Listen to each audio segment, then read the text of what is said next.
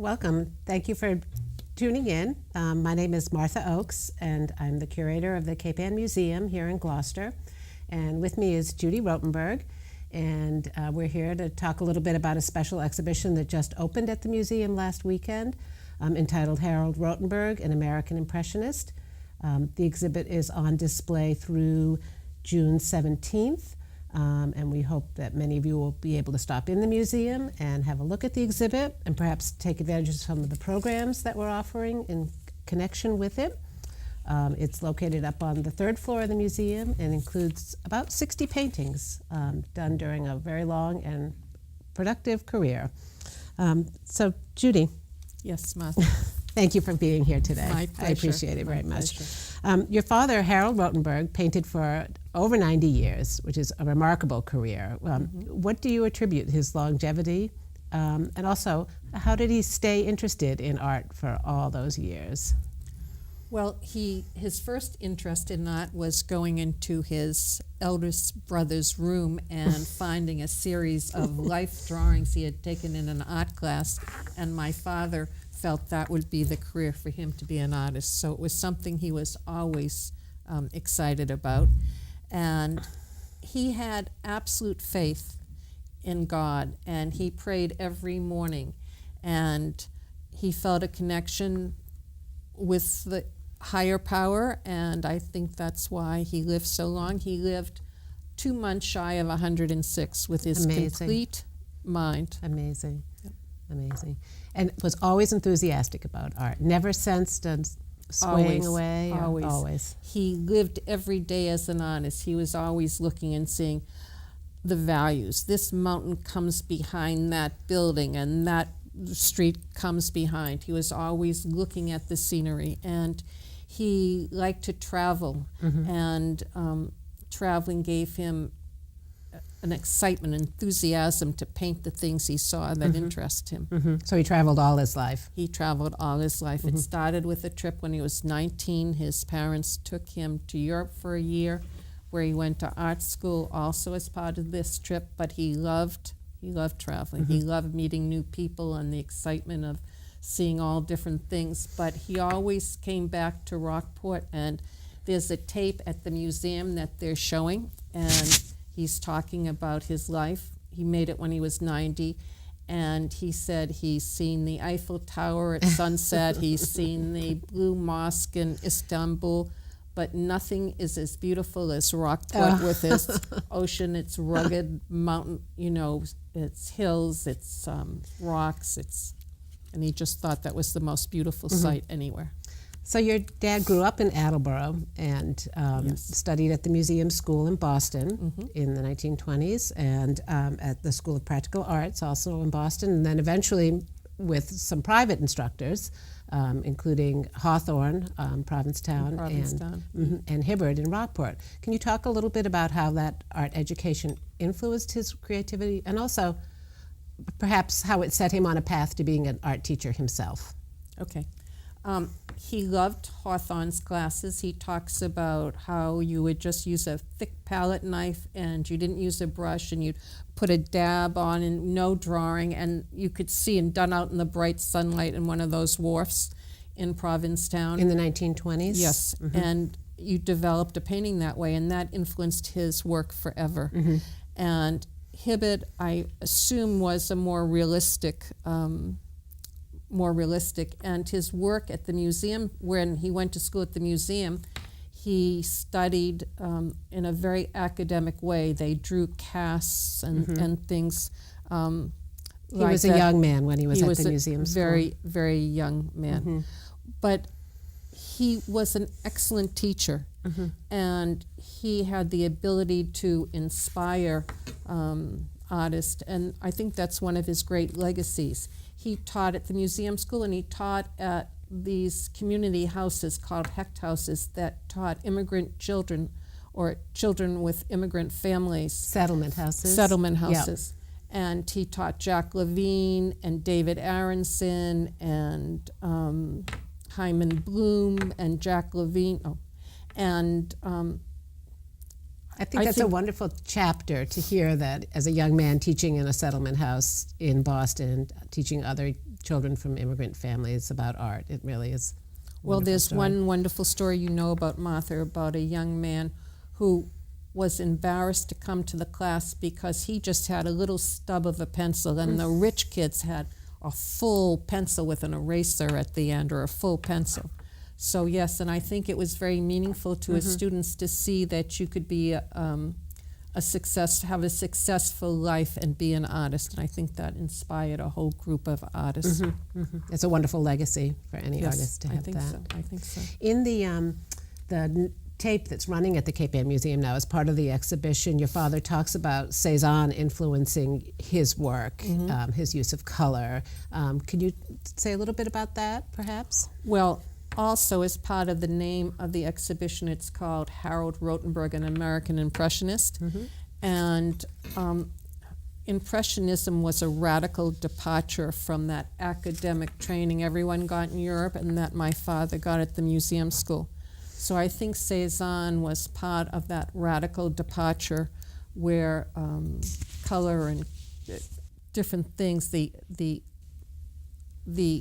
thing you saw and felt and your impression of the moment became more important than the tight drawing.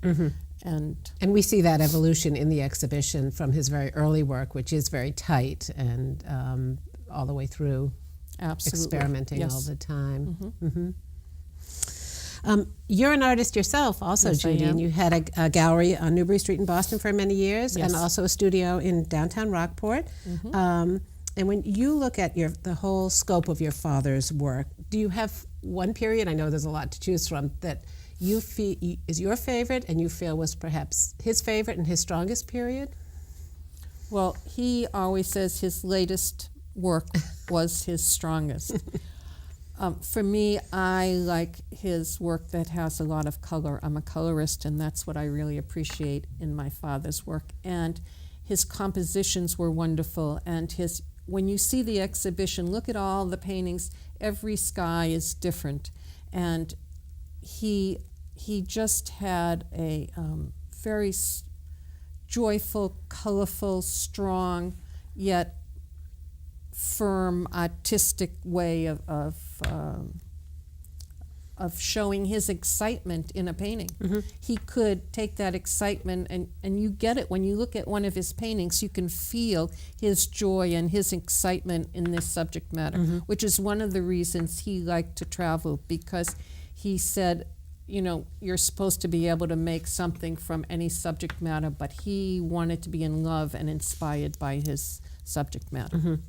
And it's interesting, in the series, in the exhibition of the paintings of Rockport Harbor with the motif #1 that span many decades, you can really see him experimenting and trying different colors and techniques, but with the same subject.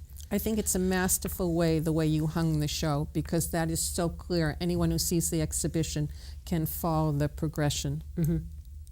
Your father first came to Rockport, it appears, in the late 1920s, and the Art Association was started in 1921, so he was a very, very early member and very active member, and one of the youngest members of the Art Association. And Sam Hershey, I and he believe. stayed involved for decades. Could you talk a little bit about what the Art Association meant to your dad over the years? Well, from a practical point of view, it was a place where you could sell your paintings, and my father was very practical. But the camaraderie among the artists is something that it's very hard to duplicate today, because artists have many aspects to their lives, where I think the original painters in Rockport, that was their main focus, and they loved getting together and talking and experiencing things together. So it was a social organization, and they did a lot of wonderful social things, and I think that was great. And important to him. Yeah, There's very the two important. wonderful historic photographs in the exhibition, the one in I think 1928 that shows your dad with other artists dressed up for the annual Artists' Ball at the Art Association, and then the second one is the 1940s photograph of your father and 40 other artists who had just painted the outside of the motif #1, but they're Yes. wonderful historical documents showing his involvement in that group of people. Yes, it was very important to him, like you mentioned. And he traveled a lot, as you've mentioned, around the world for a long, long time. Can you talk a little bit about some of the places that he visited and those that were particularly important in terms of his career? Well, again, from this video he made when he was 90, he talks about how he has pins and needles in his sit-down, and he always wants to go.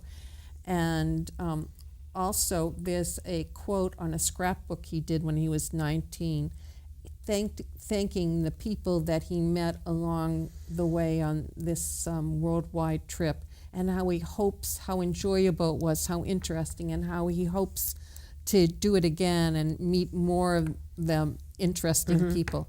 And part of it was his love of his antsiness, his love of travel, the joy he got from meeting people, and he liked to be inspired. He traveled for 2 or 3 months every year, and my mother stayed home but would meet him for 2 weeks. But he lived for those few months when he got to just paint every day.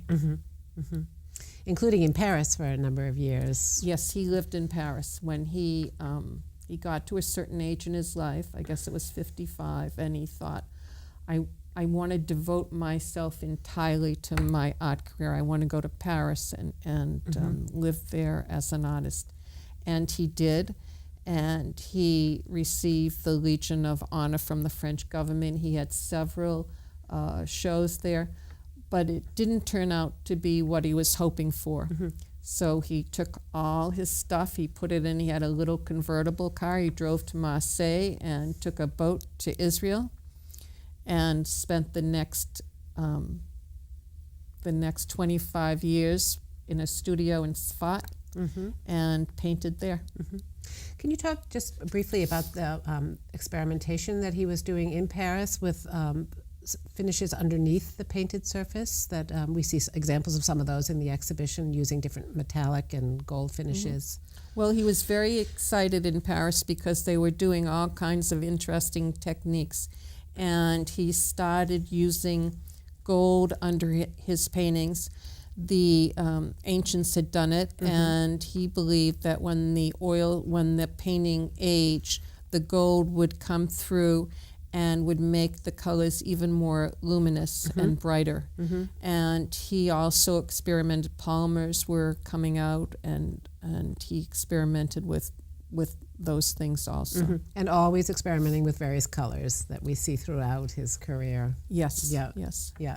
And with a very distinctive, when you look at his paintings, you'll see he has a very distinctive brush stroke, and the way he uses color. When you walk away from a painting, it just looks like foreground or middle ground or something, but when you come up, you can see the reds and the oranges and the yellows, and the values just hold together in a way.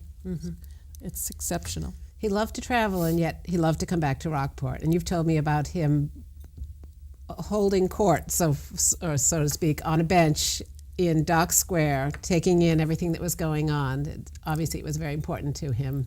Absolutely. He would come, and he had an amazing work ethic. My brother and I have a gallery in Rockport, and he would spend, whenever the gallery was open, he wanted to be in there to watch what was happening, and he loved that. But when it was closed, he'd be out on the bench. And this bench in Rockport, all the artists and everyone, the local people would sit there, and he'd come back after a day or two on the bench. He would know everything that was going on in Rockport, and we who lived there, you know, my family, we had no clue, but he got all the information. It's wonderful. It's wonderful. And he loved it, and people really loved having an opportunity to talk with him too. And did he stay involved in the Rockport Art Association all those years? I know there was a retrospective. Yes, he was always involved. Always involved. He was always involved. And what year was the retrospective that the RAA did? It was 2009, maybe? I think 2009 or 2010. You know, when you paint for 90 years, it's very difficult to figure out the exact dates of things. You and your dad went on a couple of painting excursions together, and you've told me about one to Maine, and you've also told me about one on a cruise ship. Maybe you could share one or both of those Okay. stories with We with went us. to Proust's Neck, where Homer painted, Mm-hmm. and we would go out. We stayed in a motel, and we'd go get their special Dunkin' Donuts breakfast because he liked a good value. And we'd go out and we'd paint all morning, and then we'd go for lunch. And I would be exhausted, and he would want, this is when he was over 90-something, and he would want to go out in the afternoon again. And I would say, no, He was inspired. I'm done for the day. And also when we as a family, we had babies and my father, so there was a at least 95-year age span, so cruising was terrific. And I remember this time we went to Mexico, and we stopped at a harbor, and he was so excited to go see the Mexican fishing boats. Mm-hmm. So we hired a taxi, and we went to see these Mexican fishing boats, and we drove for about an hour or so. And when we get there, they're white plastic boats. The ubiquitous fiberglass boat. So he painted there. And then another time on this cruise ship, we were on a beach, and he was painting. And he got up quickly, and there were roots from the trees in this area, and he tripped. And they wanted to get, my sister-in-law Bonnie was with us, wanted to get him a nurse. He said, no, I can't stop because I don't want to lose my light. Light was very important to his paintings and his excitement about them. And did you paint alongside him? Yes, I did. That must have been quite something. It And was. Did he give you instruction while you were He painting did. next First to him? of all, he was amazed. He thought I picked very complicated things to paint. Mm-hmm. And he always gave the same me the same instructions, which were always the correct thing. He would always say, simplify and make it darker. I'll make it darker. Add some dark. Not that the whole thing should be dark. Add some darks and simplify. And was that instruction just for you, or was that what he told most of his students also? No. He was wonderful. He could see what was good in your painting and help you. And the most important thing was his encouragement of you, because he felt the more bad paintings you make, the better artist you can become. Just keep on painting. Mm-hmm. Mm-hmm. What would he think of seeing all the paintings hanging at the Cape Ann Museum today? He would be so grateful. That was another aspect of my dad. He always was grateful for everything. But if he could have seen your beautiful museum with this terrific exhibition you mounted, he would be speechless. He would be so happy. He would just be thrilled. Well, it's wonderful to have him there with all of the other Cape Ann artists that we represent. He's a wonderful addition to the museum, and I know visitors are enjoying it.